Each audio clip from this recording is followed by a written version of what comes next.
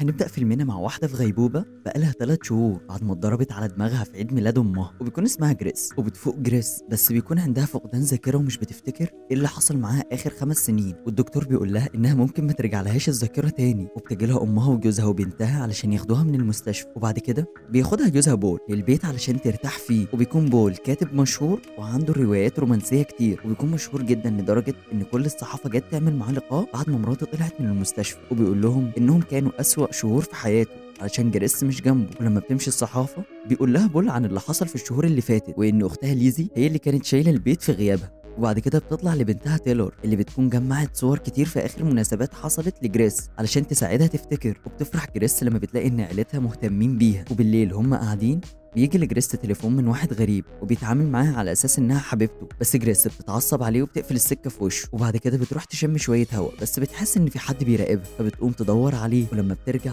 بتلاحظ ان في ورده على الترابيزه، فبتخاف جريس جدا وبتحاول انها ترجع البيت وبتشوف اختها ليزي بالصدفه، فبتتخض وبتقول لها انها حاسه بحد بيراقبها، بس ليزي بتقول لها ان مفيش حد، وبيدخلوا البيت. بالليل بيقول لها بول ان روايته الجديده خلصت وانه كان مستنيها تطلع من المستشفى علشان ينشرها، وتاني يوم بتلف جريس على جيرانها علشان تديهم هدايا بمناسبه انها طلعت من المستشفى، وبتشوف ان في عربيه مراقباها من ساعه ما اتحركت، فبتقف علشان تشوفها، ولما بترجع بتلاقي كلام مكتوب على عربيتها، فبتروح على طول وبتحكي لبول عن اللي حصل، بس هو بيقول لها انها مجرد تهيؤات، وبيظهر ان هو مش مهتم بكلامها. وبالليل بتيجي رسالة على موبايل جريس مكتوب فيها اطلعي لي بره، ولما بتبص من الشباك بتلاقي واحد مستنيها في الجنينة، فبتصحي بول بسرعة علشان يشوف، بس ما بيلاقيش حد، وبيقول لها دي تهيؤات. وتاني يوم بتحاول جريس انها تفتكر اي حاجة من الصور والفيديوهات اللي معاها، وبيجي لها بول وبيقول لها انه هيعمل لها حفلة في عيد ميلادها وهيعزم كل اصحابها والعيلة علشان يبقوا حواليها، وبيقول لها انه معاه شغل كتير فاحتمال يتأخر، وبتخش جريس تنام بس بيخش واحد عليها وهي نايمة وبيحاول يلمسها، فبتفتكره جريس حرامي وبتحاول تصرخ، وفي الوقت ده بيكون بول وصل البيت، فبيروح علشان يمسكه بس بيخبطه وبيعرف يهرب منه، وبتيجي الشرطة وبيقول لهم بول انهم لازم يمسكوا الحرامي اللي دخل البيت، بس جريس مش بتقول لهم على اللي كان بيحصل معاها في الايام اللي فاتت. وبعد كده بترجع جريس لشغلها وبيروح لها واحد اسمه كايل وبيقول لها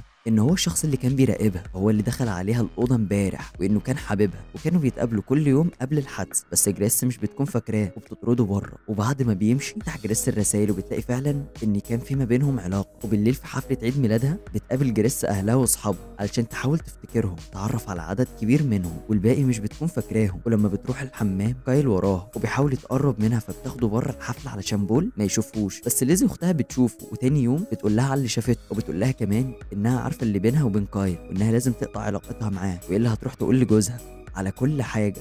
بس جريس بتكون مصدومه لانها مش عارفه طبيعه العلاقه اللي ما بينهم، بس بتقرر تقطعها وخلاص. وتاني يوم بتروح تقابل كايل وبتطلب منه انهم يقطعوا علاقتهم، بس كايل بيقول لها انه مش هيسيبها وانه ضحى بمراته وكل حاجه علشان يبقى معاها، وبيدي لها السلسله بتاعتها وبيحاول يتقرب منها، بس بيكون في حد بيصوره. وبعد كده بتقوم جريس تمشي وبيجري وراها كايل، بس جريس بتشوف واحده بتكون حاسه انها شافتها قبل كده، وبترجع المطعم وبتحكي لاختها عن كل اللي حصل، فبتقول لها ليزي عنوان كايل وانها تروح تحل الموضوع ده مع اهله. وفعلا بتروح جريس على العنوان بس مش بتلاقي حد، بس واحده من الجيران بتعرفها وبتقول لها انها كانت بتيجي هنا كتير مع كايل، فبتتاكد جريس ان كان في علاقه فعلا ما بينهم. وتاني يوم بتكون جريس مع بول رايحين شقتهم التانية علشان يغيروا مودهم ويرتاحوا شويه، وبيقابلوا نفس البنت اللي شافتها جريس الصبح لما كانت مع كايل، وبتقول لها انها ما تقولش لجوزها حاجه وان هي اللي هتقول له. وبيوصلوا الشقه وبتطلع جريس قبل بول وبتشوف كايل قدامها بس مش بيكلمها زي كل مره، وبتطلع شقتها وبتلاقي صورتها مع كايل على المرتبه ومكتوب معاها رساله،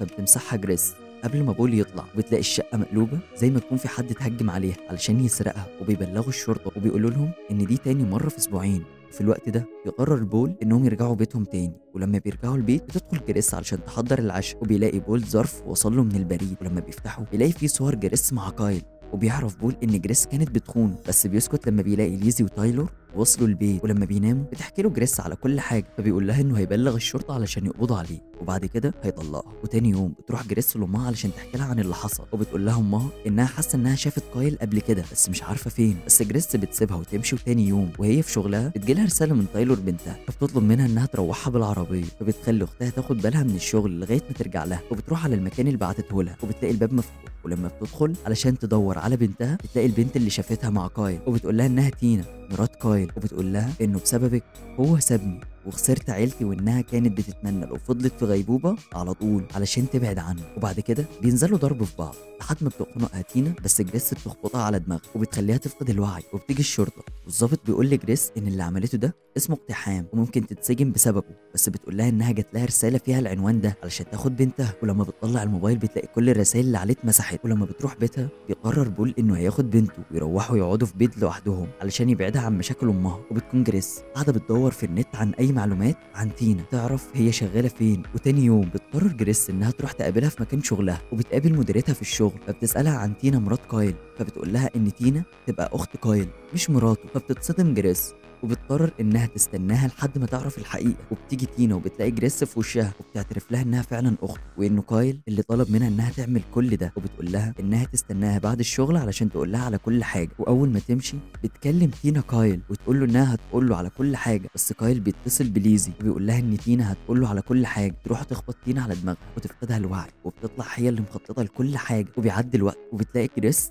ان تينا اتاخرت فبتروح بيتها، وهناك كانت بتحاول تفتكر اي حاجه من الصور، بس لما بتفشل بتنهار وترمي الصور. وبتلاقي الضابط جالها تاني وبيقول لها ان تينا تم الاعتداء عليها النهارده، وانها كانت هناك ساعه لما ده حصل، بس بتقول له انها كانت في المطعم ويروح يتاكد من ده بنفسه. وبعد كده وهي بتلم الصور بتشوف صورتها بالفستان اللي دايما كانت بتشوفها في احلامها، وانها كانت لابساه في عيد ميلاد امها، وان كايل ده يبقى حبيب اختها. فبتقرر انها تروح وتواجهها، وبتاخد الصور وبتروح لبول جوزها وبتحكي له عن اللي عملته ليزي. وهي بتحكي له بتجي ليزي من وراها وبتخبطها على دماغها. ولما بتفوق جريس بتلاقي ان بول بيتكلم مع ليزي، وبتعرف ان هو كمان شريكها في الجريمه، وانهم عملوا كده علشان بول بيحب ليزي وكان عاوز يتجوزها. ولما بتقرر جريس انها تبلغ البوليس بتلاقي ان موبايلها مع بول، وبتفتكر انها قبل الحادثه اكتشفت خيانته ليها علشان كده كانوا عاوزين يخلصوا منها. وبتطلع ليزي مسدس علشان تخلص عليها، بس بتعرف جريس انها تهرب وبتكون الشرطه جات فبتقبض على ليزي وبول، وبتطلع جريس بريئه من كل التهم. وبكده يبقى خلصنا فيلم النهارده.